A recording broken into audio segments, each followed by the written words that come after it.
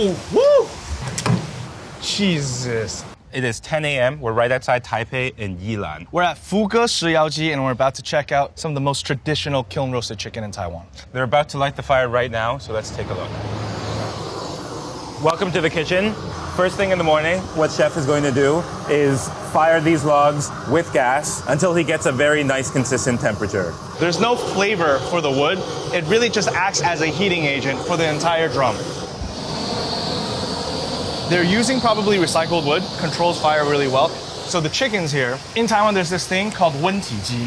Okay. 温体鸡means it's slaughtered in the morning, delivered in the afternoon. So literally warm body chicken, right? Warm body. So breed is called 黑羽鸡, black feather chicken. It's a lot meatier, the skin is thinner. So let's go look at the salting process. His hands are soaking wet.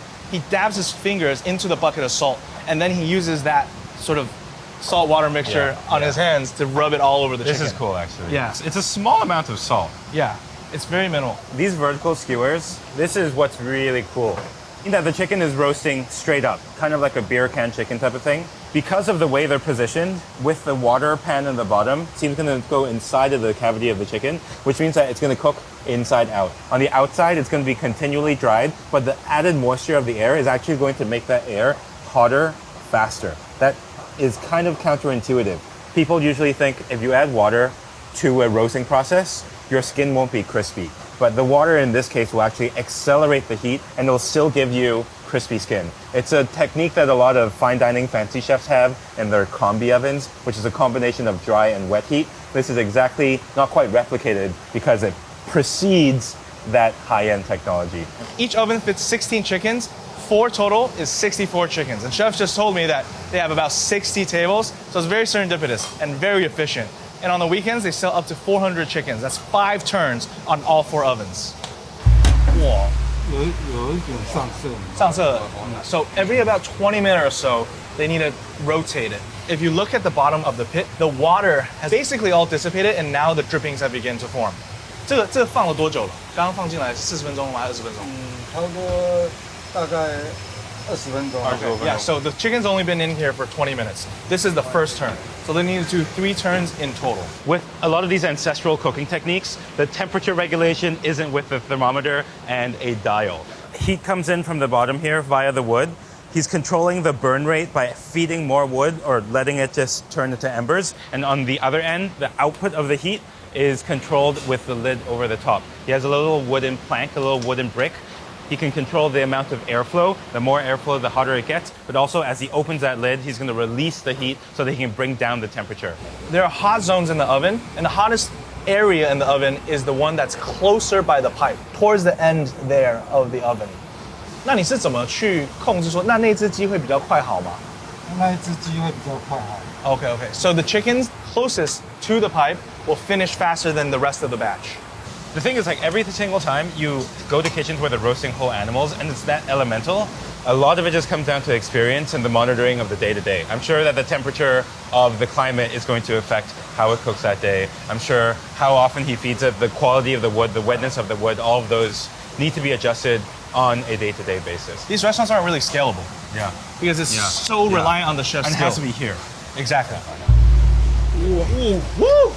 Way more smoke than I thought. Holy.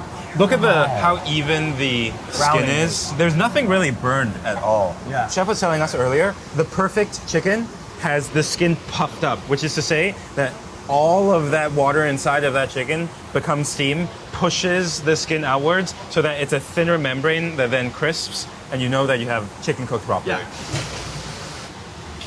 Beautiful. Holy cow. Do you see that consistent golden brown? You see how thin that skin is? It's like paper. All that fat, all that chicken juice. This is our gravy later. Everything that we lost by cooking it, we have retained. It's about 11. The first customers are starting to come in. So the first kiln of chicken is done. It's going to rest in that barrel in the back. Some of it is going to the high temperature oven to crisp. And the next batch of raw chicken goes straight back in to the first oven. Nuts. This skin is really it really reminds you of Peking duck. This guy was slaughtered about 10 hours ago, quickly brined, as well, like rubbed with salt basically, and then straight into the oven, low temperature, high temperature, roasts, skin is crispy, already on the table. Just look at the glassiness of the skin, man. First, Oh my goodness. Did you catch that? Oh, ow. It's like you can hear the skin just crackle. It's shatteringly crisp. Traditionally, when you see roast chicken in Chinese restaurants, they cut it with cleavers. Right. But here, because it's so piping hot, if you cut it with cleavers, the flesh falls apart. Right. So they use scissors to precisionally cut it. Yeah. Or you can get gloves Yeah. and just tear away. The carnal way of eating something this ancestral and this proper. First thing that comes off is the neck and the head, the feet, and then the wings, each of the legs, down by the joints, and the backs of the chicken are chopped into pieces. Chef is taking it apart and roughly assembling it again so that it resembles a little bit of a chicken. I'm amazed at how crispy this is. I'm amazed because there's nothing done to it, you know? It Fresh just proves chicken. good ingredients, good technique, every single time. Nothing whets your appetite like that crispy skin, that juicy flesh. It seems like the perfect type of thing. Finally our turn. But also, they are very, very famous for their bamboo. So they Right. take all the drippings. Right. Because it's a lot of drippings from one chicken, right? So the excess gets made into raised bamboo. Right. So it's chicken fat bamboo. Yeah. 不好意思，我们点菜。好啊，那麻烦我们要2只鸡，是，然后要一只切，切一只手扒。然后我们还要鸡汁焖笋，再来一个炒水莲好了。好，这样应该够。哇，咁快，谢谢。 So the chicken itself, roasted fresh out of the hot oven. A little bit of white pepper seasoning on the side. I'm assuming there's a bit of salt and sugar in there So too. there's probably white pepper, salt, sugar, MSG, and it's a proprietary blend, but you know, the core basics are the same. And then there's a little bit of the chicken jus on the side, so it's mostly fat. That's the yellow on the top and a little bit of liquid on the bottom. And gloves, because we're gonna take it apart ourselves, Yeah. right?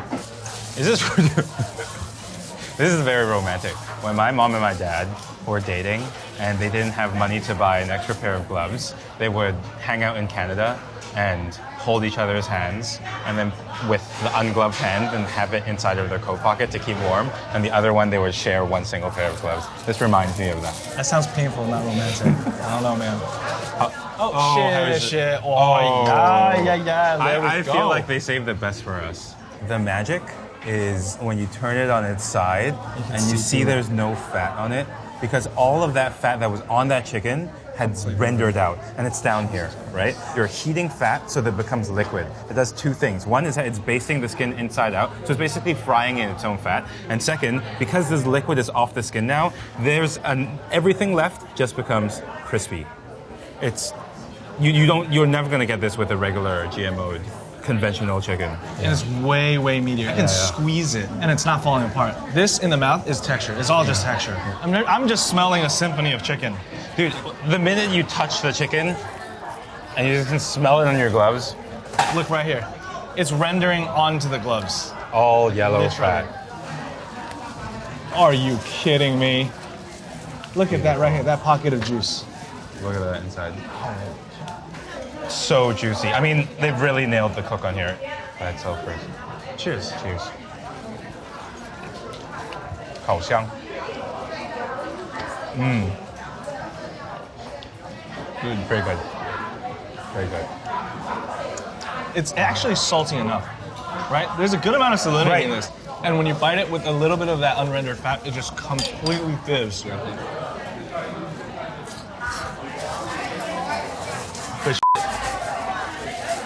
The skin is the best part. Skin truly is. The skin is so good. I expected no smokiness at all, but it is a little bit smoky. Just a tiny bit. It's got like a hint of smoke, like a touch of. I think the smoke leaches in. Right. And also, at the end of the day, like the chicken is still creating a Yeah. lot of steam, right? And it's catching on whatever was left over from the last cook. Definitely. And that's the previous chicken batch is seasoning the current chicken batch. Right. The pepper there is not really ceremonial. It's about creating different flavor profiles. Because if you're just eating chicken after chicken after chicken bite, So white pepper is the pepper fruit fermented, lacto fermented, which means that it picks up some of this. Some people call it stinky, but it has that like fragrance. That really lends itself to the chicken, as well as a lot of Taiwanese cuisine. yeah. By the way, one of the best cuts of the chicken, if you're sharing a whole chicken with your friends or family, is on that back, on the spine near the butt. Right up here is the chicken oyster. I mean, it looks a little bit like an oyster, but it's a pocket next to the chicken thigh. If you watch our episode on goose, they refer to this part as the olam, as the brisket of the goose. Probably the most tender piece on the entire chicken. That's right? the chef's snack. Yeah. Yeah. Perfect. Yum. It's bouncy. Yeah.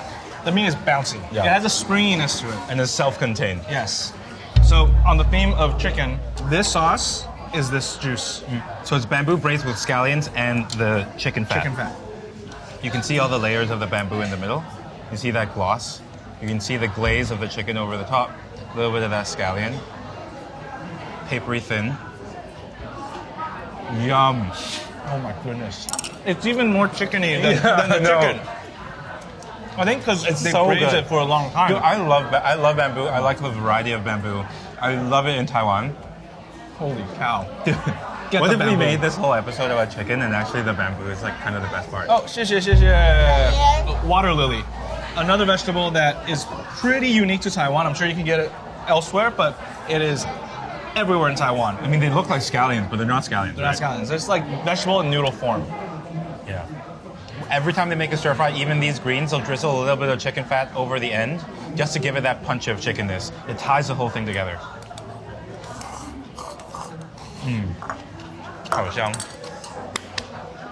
Garlic, chicken fat, and vegetables. You kidding me?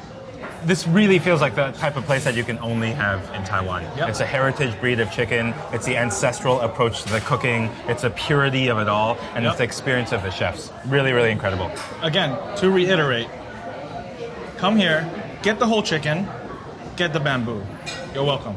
On to the next. Let's do it. Let's go. I got one more piece here. One more skin. One more. Me too. I'll take this out and go.